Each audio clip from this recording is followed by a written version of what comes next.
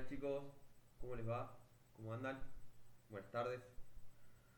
Bien, el día de hoy, como es, vamos a trabajar un poquito algo de historia.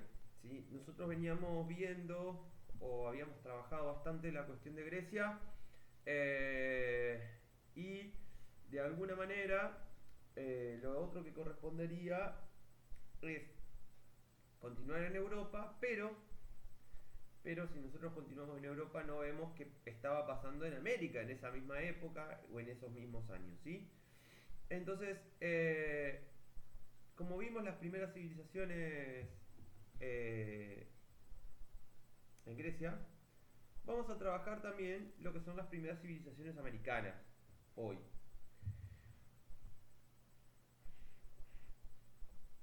En América nosotros tenemos tres núcleos poblacionales importantes antes de la llegada del español, ¿sí?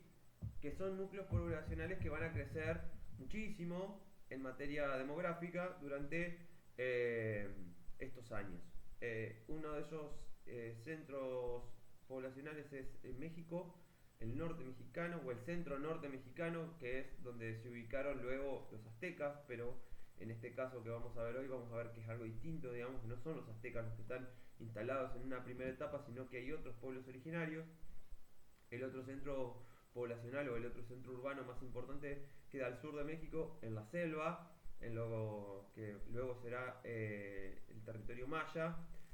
Y el otro centro territorial importante con mucha población va a estar ubicado en el Perú, ¿sí? En el actual Perú, obviamente, no estamos en aquella época, Perú no existía, pero estos son los tres centros poblacionales más importantes. Obviamente, a lo largo de América había poblaciones estables, había civilizaciones que iban y venían, que se iban moviendo, ¿sí? Y que han ido y que fueron mutando y siguen mutando hasta el día de hoy.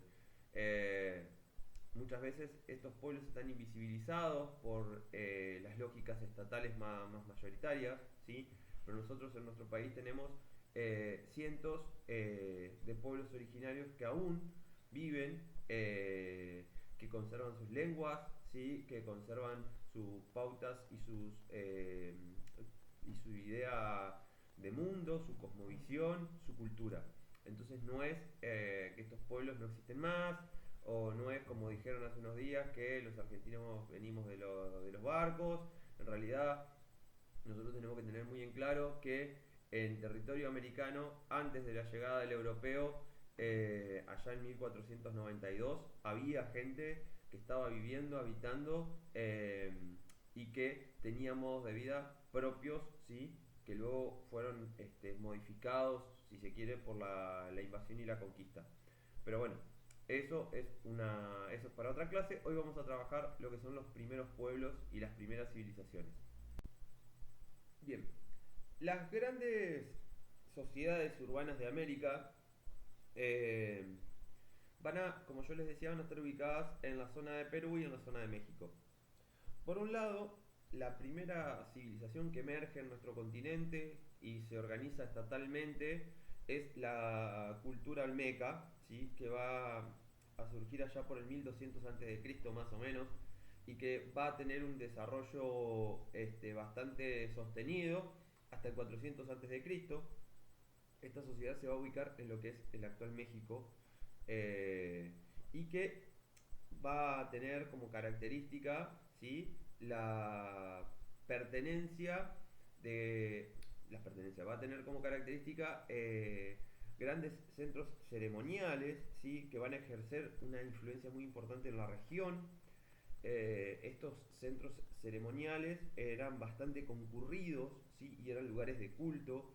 ¿Qué quiero decir con esto? Había mucha gente que peregrinaba para pedir protección, rezar es una palabra actual, pero como para que ustedes lo entiendan, para de alguna manera rezarle a las divinidades, solicitarles protección, y esos centros ceremoniales estaban integrados a una serie de edificios, ¿sí?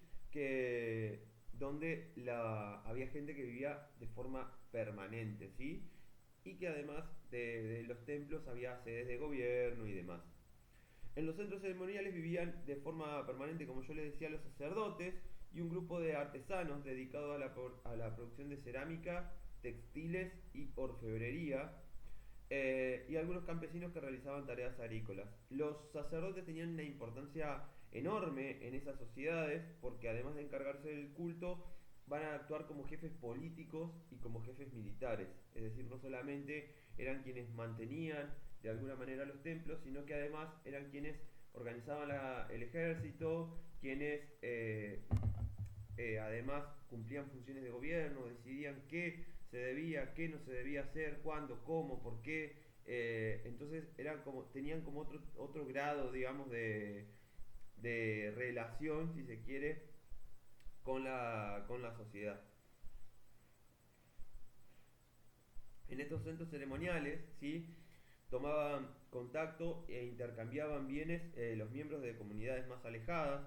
Entonces estos centros ceremoniales no solamente eran importantes porque había una divinidad o había alguien a quien ir a pedirle protección, sino que además de eso, otra de las cosas que pasaba es que eran lugares de comercio, ¿sí? Donde se trocaban. Por ejemplo, si yo vivía muy lejos y tenía maíz, ¿sí?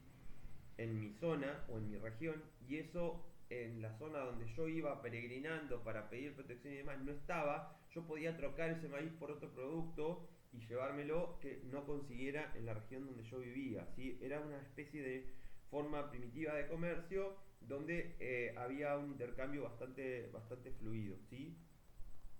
Entre el 100 y el 700 después de Cristo va a aparecer en el México actual, ¿sí?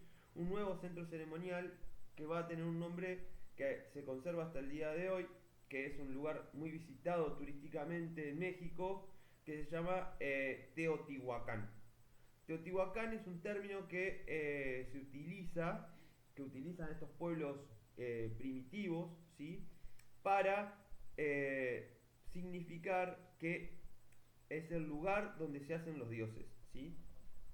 Entonces, Teotihuacán en México, hoy por hoy, cuenta con una pirámide que se destaca del conjunto de las construcciones que hay, que es la pirámide del Sol, ¿sí? Esta pirámide no existe muy bien certeza de qué función tenía, pero es una pirámide que durante todo el año es visitada turísticamente porque se conserva hasta el día de hoy, y piensen que pasaron 2000 años de esa construcción, o sea, es una pirámide muy antigua, y se conserva hasta nuestros días.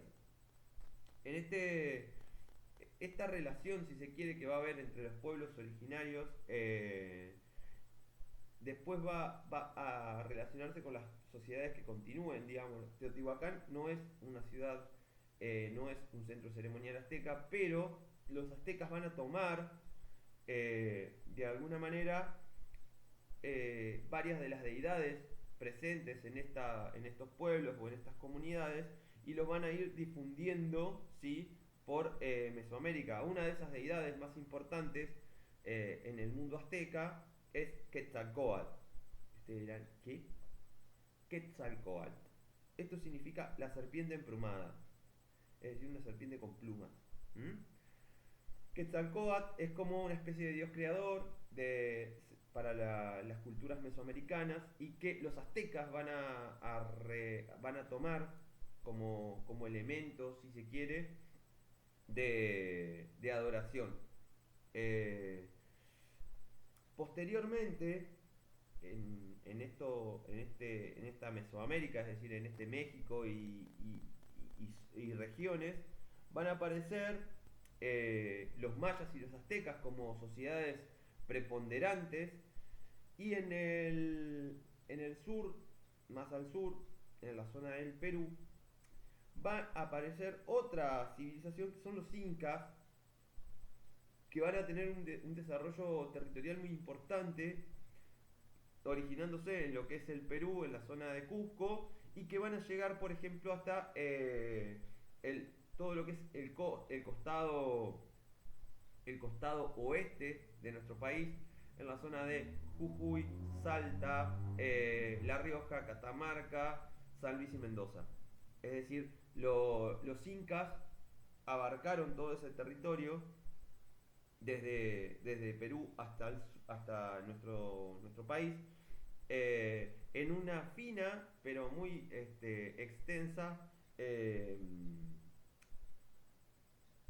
porción de territorio, y que van a tener una fuerte injerencia y van a tener una fuerte presencia a nivel gubernamental, ¿sí? Van a generar muchas obras para poder administrar estos territorios que van a tener. Entonces, un poquito repasando, por un lado, allá en el 1200 a.C. aparecen los olmecas, en territorio mexicano. Estas culturas se van a dispersar por todo lo que es el territorio mexicano con influencias, ¿sí? Pero no a manera de conquista.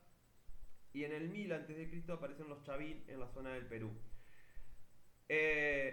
Pasados los años, ¿sí?